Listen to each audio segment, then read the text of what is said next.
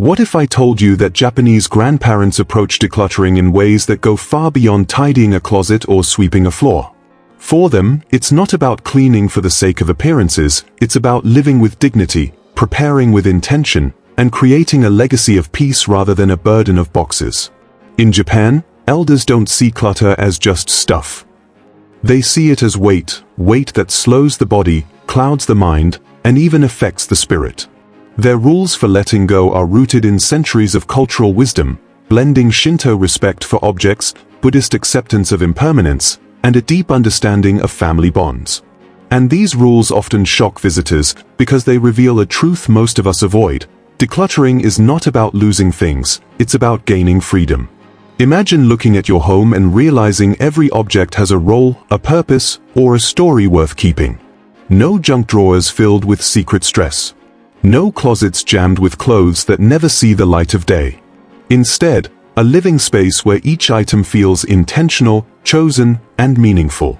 That's the gift Japanese grandparents give themselves and their families. And here's the surprising part. The final rule, the one that's the most important, isn't about your home at all. It's about preparing your loved ones for a lighter future. So let me ask you, have you ever felt drained just looking at a pile of things you no longer use? Have you ever walked into a room and thought, this doesn't feel like peace? If so, you're not alone. And that's exactly why these lessons matter, because decluttering, when seen through their eyes, becomes less about tidying and more about choosing how you want to live the rest of your years. If you've ever felt weighed down by clutter, hit that like button and subscribe, because what you're about to hear could change how you see your home, your memories, and your life forever. Meet Takara Mitsue, an 82-year-old grandmother from Osaka whose life story is stitched with fabric, family, and quiet wisdom. For decades, she worked as a kimono artisan, weaving intricate patterns that carried tradition from one generation to the next. Her hands shaped beauty, yet when people step into her home today, they don't find piles of cloth, boxes of thread, or stacks of garments hidden in corners. Instead, they notice something different. An atmosphere of lightness, of calm, of space that breathes. Every visitor remarks that the air itself feels easier to carry, as though the house has been designed not only to shelter but also to soothe. When asked why her home looks this way, Tokora offers a perspective that surprises many. She doesn't believe decluttering is about throwing things away or chasing minimalism as a trend. For her, it is about harmony between herself and her possessions, between her past and her present, and between her life and the legacy she hopes to leave behind. Decluttering is not about emptiness, she says softly. It is about creating space where love and dignity can remain. Her approach is deeply tied to Japanese culture. Growing up, she learned from both Shinto traditions, which teach respect for objects as if they hold a spirit, and Buddhist teachings, which remind us that nothing lasts forever. These values shaped her habits in ways that stand out today. She doesn't measure her worth by how much she has stored but by how freely she can live without the weight of excess. Tokora's children once expected her house to resemble so many others in her generation, rooms filled with heirlooms, storage closets overflowing with clothes that might someday be useful, and a kitchen lined with pans collected over the years. Yet what they found instead was a space carefully curated, each item chosen with intention.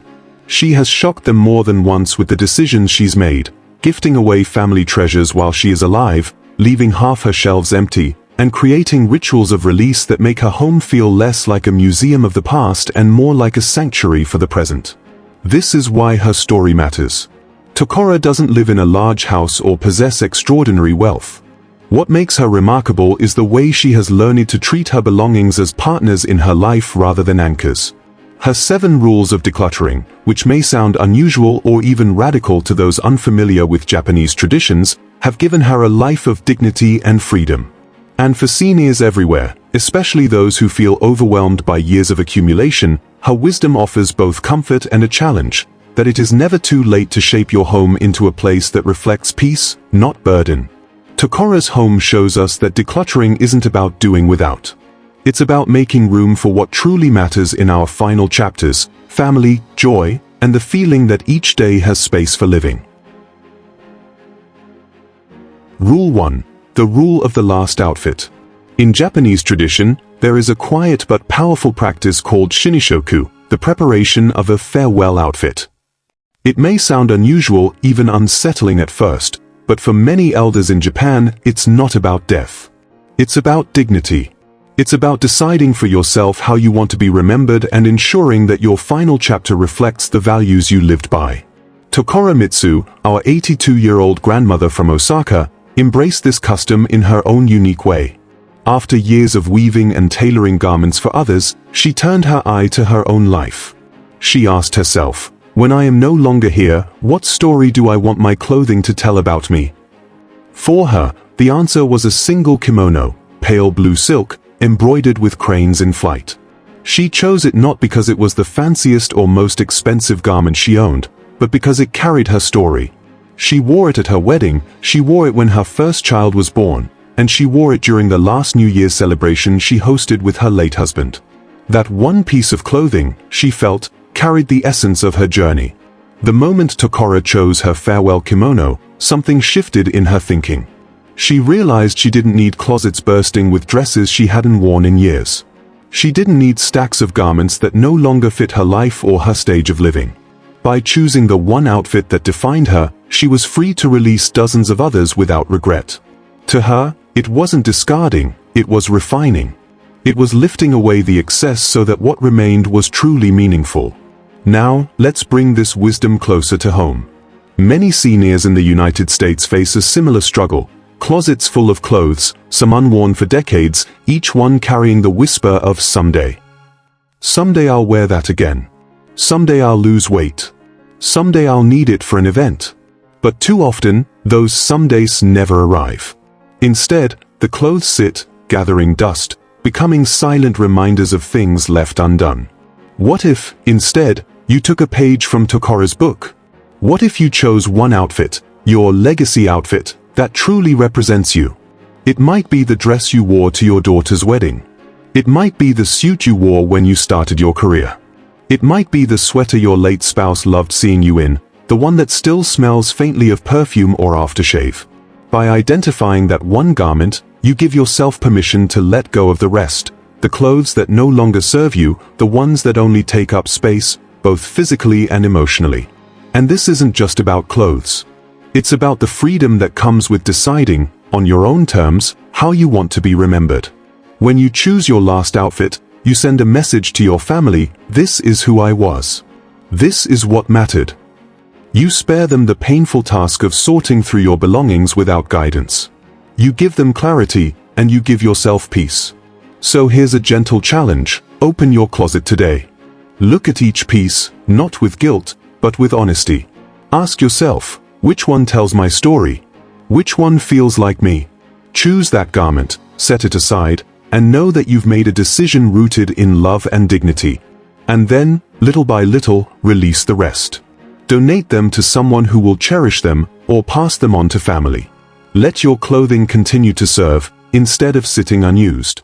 Because at the end of the day, the rule of the last outfit isn't about preparing for an end, it's about living lighter now. It's about creating space in your closet, in your home, and in your spirit, so that every morning when you open that door, you see only what is truly yours. And for seniors who have carried decades of someday clothes, that act of letting go can feel like taking a deep, healing breath. Have you ever thought about what your legacy outfit would be? Share it in the comments. I'd love to hear your story. Rule 2. The rule of the half shelf. In Japanese culture, there is a concept called ma. It's not an object, and it's not exactly emptiness either. Ma is the beauty of space itself, the pause between notes in music, the silence that makes words more powerful, the gap that makes balance possible. In design, in relationships, and even in the home, ma is about honoring the value of what is not there, just as much as what is. Takara Mitsue lived this principle in a very practical way. She never filled her shelves to the brim. No matter how tempting it was to stack, pile, or squeeze in just one more item, she deliberately left half the space open. Visitors would often notice it right away. Her bookshelves displayed a handful of well-loved volumes, but beside them was space, clean, empty, calming. Her kitchen shelves held the few bowls and utensils she used daily, but the other half of the shelf was clear. Even in her closet, garments hung loosely, leaving room between them to breathe. At first, this seemed unusual to her children. They would ask, "Mother, why don't you use the empty space? Don't you want to store more?" Tokora would smile and explain, "Space is not waste. It is where peace lives." To her, those half-empty shelves were a daily reminder that life is not about squeezing in more things, more commitments, more burdens. It's about leaving room for breath, for balance, for the unexpected moments that give life its meaning. Now, think about the way most American homes look today, especially for seniors who have lived in the same place for decades. Every shelf, every drawer, every closet seems packed to the edge. Books stacked on top of books. Dishes crammed so tightly that removing one feels like a puzzle. Closets where you can barely move the hangers. And here's the thing, when our shelves are full, our minds start to feel full too. We look at that crowded space and feel a weight we can't quite explain. The rule of the half shelf is not just about furniture. It's about creating a rhythm of breathing room in your home. Imagine opening a drawer and seeing only what you truly need, with space left over. Imagine a kitchen where shelves hold only your favorite dishes, not the hundreds of mismatched items collected over years. Imagine a living room shelf where family photos are displayed with dignity, each one visible, not lost in a cluttered crowd. The challenge here is simple but profound. Choose one shelf, one drawer, or one closet in your home. Remove half of what's inside, and leave that space open. Don't rush to refill it. Don't think of it as wasted. Instead, notice how it feels every time you pass by. That openness itself can be healing. It tells your mind and body that you are not obligated to carry everything all at once.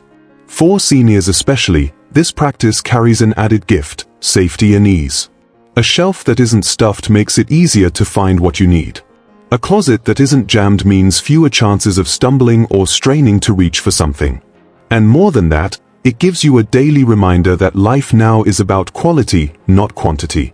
Tokora often said, "If a shelf is full, there is no room for tomorrow." She believed that leaving space was a way of honoring the future, of allowing life to bring in new joys without drowning in the old. And for anyone listening today, this is a practice worth trying. Don't just clean, create ma. Make your shelves, your drawers, and your closets a reflection of balance, of breathing space, of peace. What about you? Could you try the rule of the half shelf in your own home? Start small. Leave space. Let your home remind you that you deserve room to breathe. Rule 3. The rule of the one-page memory. There is a Japanese phrase, mono no aware, which translates loosely to the bittersweet beauty of things that fade. It is the recognition that every moment, no matter how precious, is temporary, and that its fleeting nature is what makes it meaningful. Takara Mitsue lived this principle not only in her daily life but also in how she handled her memories. She believed memories didn't need to be preserved in piles of paper or boxes hidden in the attic. Instead, she believed the heart could carry an entire lifetime of love through just one page. Tokora kept a single letter from her husband, written during the war. The paper was yellowed, the ink faint, but the words still carried warmth, a promise of reunion, a hope for peace, a reminder of love. She didn't need the dozens of other letters he had written, many of which had said similar things. She kept the one that captured the very essence of their bond. To her, that single page was enough to hold him close. For birthdays, holidays, and milestones, Tokora once received countless cards and notes. Instead of keeping them all, she would choose the one that spoke most deeply to her heart. A granddaughter's drawing with "I love you" written in crooked handwriting. A thank you card from a neighbor she helped during illness. She chose the page that captured the soul of the moment, then released the rest with gratitude. This practice can feel shocking in a world where we cling to every scrap of memory, every photograph, every card.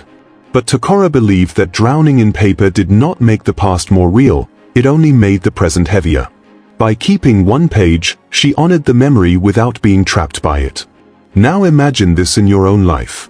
Perhaps you have a drawer filled with greeting cards from decades of birthdays. Or boxes of letters from friends who wrote when long-distance calls were too expensive. Or stacks of notes from children's teachers, church programs, or holiday newsletters. You keep them because you think you're preserving love. But ask yourself, how often do you really look at them? Do they bring you joy, or do they silently weigh you down with obligation? The rule of the one-page memory is not about forgetting. It's about choosing. It asks, what's the one page, photo, or note that captures the heart of this season in my life? Keep that, and let the others go. For example, if you have 50 Christmas cards from one year, keep the one that touched you most, the one with words that made you pause and smile. Release the rest with gratitude. For seniors especially, this practice has powerful benefits. It creates clarity for your family, who won't one day have to sort through endless boxes of paper, trying to guess which ones matter to you. It gives you freedom in the present, less clutter, less dust, less guilt about going through things someday. And most of all, it allows you to focus on the memory itself, not the pile of paper it came with. Tokora often said, a memory does not live in the paper, it lives in the heart. That's the essence of mono no aware, understanding that beauty is in the moment, not in the hoard. So here's your challenge. Choose one card, one letter, or one photograph that holds the story you want to carry forward. Place it where you can see it, and let the rest go.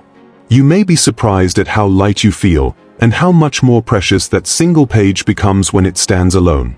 Have you ever kept just one item that told the whole story? Think about it. What's your one-page memory? Rule 4. The rule of borrowed joy. In Japanese culture, there is a word that carries deep weight, mottainai.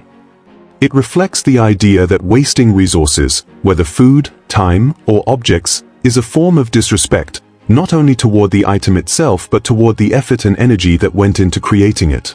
This principle shaped the way Takara Mitsue lived, and it gave rise to what she called her rule of borrowed joy. She understood that not every pleasure in life requires ownership. Sometimes the richest joys come from sharing, borrowing, or using something only for as long as you truly need it. Tokora's neighbors often joked that she owned fewer things than most, yet her life seemed fuller. Her bookshelves, for instance, were not lined with volumes collecting dust. Instead, she borrowed books from the local library. She delighted in reading them, then returned them, allowing someone else to share in the same story. She didn't need the physical weight of hundreds of books to carry the joy of literature in her heart. In her kitchen, she kept only the utensils and pans she used daily. When a special occasion called for an unusual tool, a large rice steamer, for example, she would borrow it from a neighbor or rent it from a community center. She never believed in buying something only to have it sit unused for years. If I only need it once, why should it live with me forever? She would ask. Her logic was simple. By keeping less, she lived lighter, and by borrowing, she created connections with the people around her. The rule of borrowed joy also extended to clothing. When her granddaughter's wedding came, Tokora did not rush to buy a brand new formal kimono that she would likely never wear again. Instead, she borrowed one from her sister's family, carefully tailored to fit, and wore it with pride. To her, the garment was not less special because it wasn't hers, it was more special because it represented family ties, history, and the act of sharing. Now think about how this principle applies to seniors in the United States today. Many homes are overflowing with items bought for just-in-case moments. Tools used once, kitchen gadgets still in their boxes, formal outfits worn only once or twice. These objects take up space, gather dust, and add stress to already crowded homes. But what if you embrace the rule of borrowed joy? What if, instead of keeping every little thing, you asked, do I need to own this, or can I simply enjoy it when the time comes? Libraries, rental shops, community groups, and even family circles offer countless opportunities to share. Need a ladder? Borrow one. Hosting a family dinner that requires a special pan? Rent it or ask a friend. Want to enjoy a book or movie? Visit the library or use streaming services instead of stacking shelves. By choosing to borrow or share, you not only lighten your physical load but also build bonds with your community. And here's the emotional heart of it. Borrowed joy is not lesser joy. In fact, it often feels greater. There is a sense of connection, gratitude, and mindfulness that comes when you use something and then let it return to the world. You're not weighed down by ownership. You're lifted by the experience. Tokora often said, the memory of using something stays longer than the object itself. That's the lesson here. True joy is in the experience, cooking a meal, reading a story, attending a celebration, not in the endless storage of things you may never use again. So here's your gentle challenge. Look around your home and identify the items you've only used once or twice in the last decade. Ask yourself, do I really need to own this? Or could I borrow, rent, or share next time? Freeing yourself from these just-in-case objects might open not only your shelves but your life. What about you? Is there something in your home that could be part of your own rule of borrowed joy? Rule 5. The Rule of Sunset Rituals. In Japan, the sunset is more than the fading of daylight. It's a moment of transition, a symbol of closure, and an invitation to reflect on what the day has given and what it's time to release. Takara Mitsue turned this daily rhythm into one of her most profound decluttering practices. She called it her Rule of Sunset Rituals. Instead of waiting for a big cleaning day, instead of overwhelming herself with hours of sorting and decisions, she released just one item every evening as the sun slipped below the horizon. For Tokora, it might be a chipped teacup that had lost its beauty, an old fan whose ribs no longer held together, or a pan she hadn't used in years. She didn't rush or force herself to clear out entire rooms at once. She tied the act of letting go to something steady, gentle, and natural, the cycle of the sun. In this way, decluttering became less of a task and more of a rhythm. It wasn't a battle against clutter, it was a quiet ritual that matched the cadence of life itself. What made this practice powerful was its simplicity.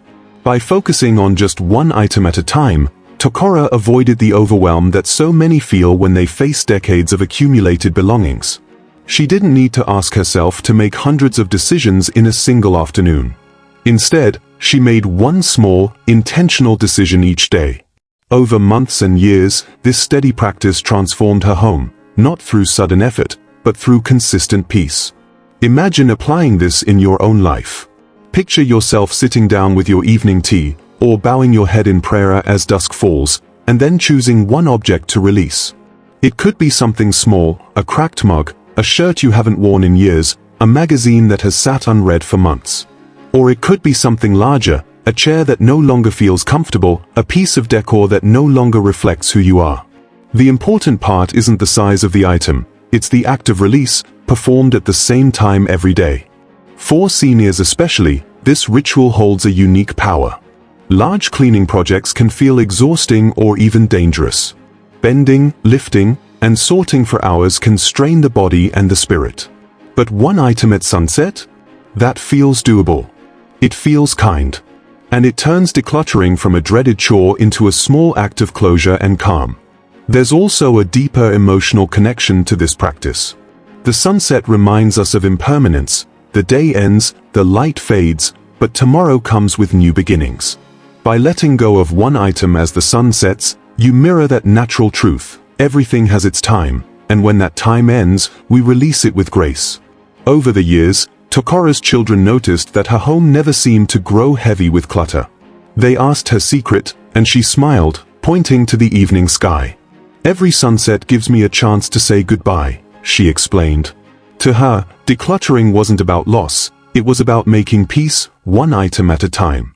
So here's a challenge you can begin tonight. As the sun sets, choose one thing, big or small, to let go. You might donate it, recycle it, or simply release it from your home. Do this every evening, and watch how slowly, gently, your space begins to feel lighter. Decluttering doesn't have to come in overwhelming waves. It can come in daily ripples, tied to the beauty of sunset. Try it for a week, then for a month, and see how the ritual not only clears your shelves but calms your heart. Because when you let go in harmony with nature, letting go feels less like losing, and more like living. Rule 6. The Rule of No Secret Drawers. In Japanese culture, there is an unspoken tension between what is shown to the world, taitmei, the public self, and what is hidden away, hon, the private self.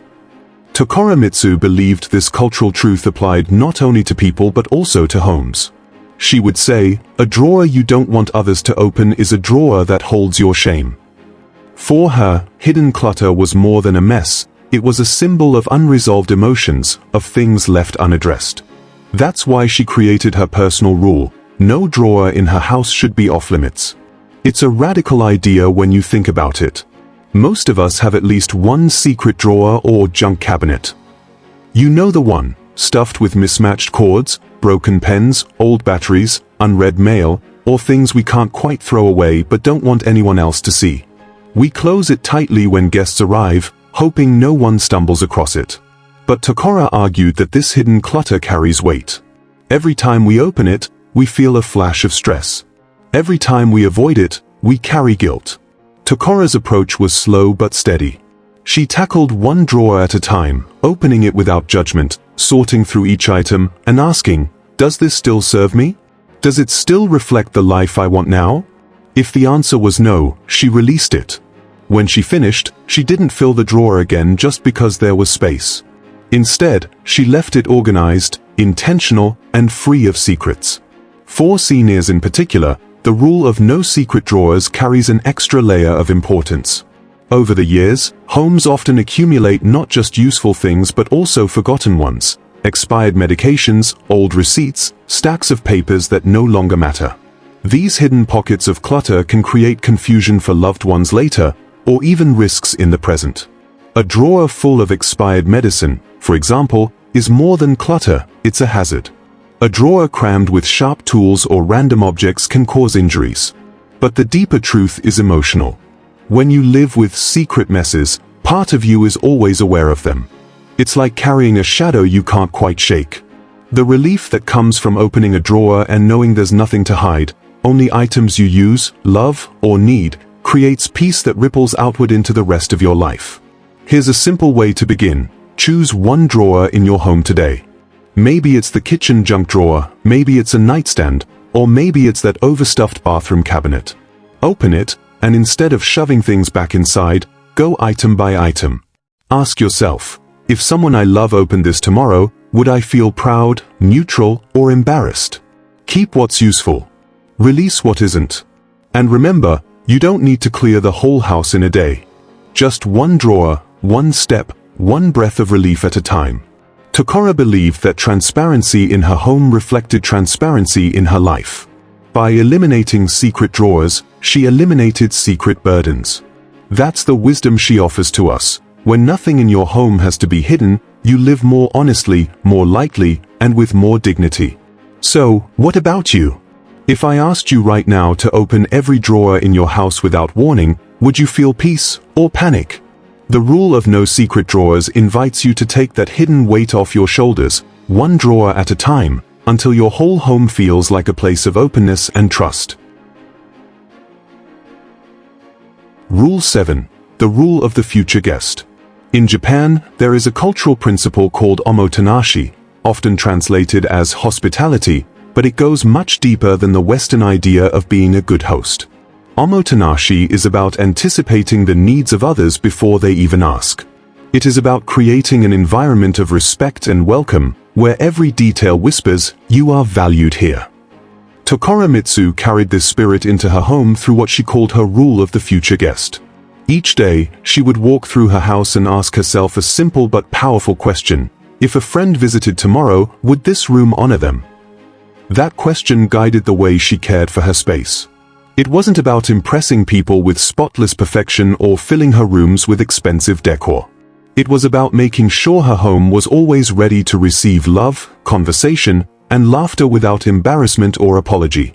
This mindset transformed how Tokora approached her belongings. She no longer kept stacks of broken chairs just in case or cabinets full of mismatched dishes she never used. Instead, she kept only what she needed to create comfort and warmth for others: a clean teapot for sharing tea, cushions that were easy for guests to sit on, and open spaces where her grandchildren could play without tripping over clutter. For seniors in the United States, this rule carries both practicality and deep emotional meaning. Many older adults find themselves drifting into isolation, either because of health challenges, mobility issues, or the quiet weight of cluttered spaces. A messy home can become a barrier to connection.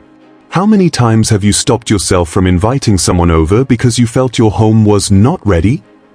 How often have you said, "Maybe next week," while the clutter silently piles higher? The rule of the future guest isn't about entertaining every day, it's about staying open to connection. By keeping your home ready to welcome someone, you also keep your spirit open to companionship. And companionship, especially in later years, is not just nice, it's essential. Loneliness is one of the greatest challenges facing seniors today. But creating a home that feels welcoming, even to yourself, can be the first step in inviting others back into your life. Tokora used to say, "When my home is ready for a guest, it is also ready for me." She understood that preparing her house for visitors also made it more peaceful for her daily living. The clutter-free surfaces, the clean pathways, the thoughtful touches, these were as much a gift to herself as they were to anyone who came through her door. So here is your challenge. Walk into your living room, your kitchen, or your front hallway. Ask yourself honestly, if an old friend knocked on my door tomorrow, would this space honor them? Would it reflect the warmth I feel inside, or would it tell a different story? If the answer leaves you unsettled, don't see it as failure, see it as an opportunity. Clear one table, one chair, or one corner, so that next time someone visits, you can welcome them without hesitation. The rule of the future guest is not about perfection. It is about connection. It is about remembering that your home is not just a storage unit for the past, it is a gathering place for the present. By preparing for the guest who may never come, you prepare yourself for the joy of those who do. And perhaps most importantly, you remind yourself daily that life, even in later years, is meant to be shared. So ask yourself, is your home ready to welcome the people who bring you joy? If not, let today be the first step toward making it so. Because when your home becomes a place of openness, your life follows. Tokora's home was not an empty shell stripped of meaning. It was alive, with space, peace, and love flowing through every room. Each decision she made, guided by the rules of her culture and her heart, turned her house into more than just a physical shelter. It became a sanctuary where her family felt welcomed, where memories were cherished without being smothered by clutter, and where the future could be faced with clarity instead of burden. By living these rules, Tokora gave her children and grandchildren a priceless gift: freedom. They wouldn't have to spend months or years sorting through overwhelming piles of possessions after she was gone. Instead, they could focus on remembering her stories, her laughter, and her lessons. Her decluttering was not about discarding, it was about protecting her loved ones from carrying unnecessary weight, both emotional and physical. In Japanese culture, this philosophy is deeply rooted. Decluttering is not just about creating neat spaces, it's about creating harmony between people, possessions, and time. It's a recognition that objects serve us for a season, and when that season passes, it is an act of love to let them go. It's also an act of courage, because it means facing the truth of impermanence. Yet Tokora's story shows that when you embrace this truth, you don't lose, you gain. You gain calm, energy, safety, and the ability to live each day with intention. Think about the difference in how your own home might feel if you lived by even one of these principles. Imagine choosing your last outfit so you could release all the someday clothes. Imagine leaving half your shelves empty so that space itself became a daily source of peace. Imagine letting one small item go at sunset, instead of waiting for a big, overwhelming clean-out. Imagine preparing your home so that a friend or family member could walk in tomorrow and feel instantly honored and welcomed. These are not radical steps. They are gentle, human practices that anyone can begin, no matter their age or stage of life. Decluttering, when seen through Tokora's eyes, isn't about deprivation, it's about living so lightly that every day feels like a gift. It's about releasing not only objects but also the hidden stress that comes with them. And it's about ensuring that your home reflects the love and dignity you want to leave behind. So here's the invitation: choose your last outfit. Keep your half shelf. Release one item at sunset. Prepare for your future guest. These small acts, repeated day by day, can transform your space into something that lifts your spirit instead of weighing it down. If this story has touched you, don't keep it to yourself. Share it with a friend who might also need to hear it. And if you want more wisdom like this, hit like and subscribe to Wise Aging Seniors. Because your next season deserves not clutter and stress, but peace, dignity, and joy.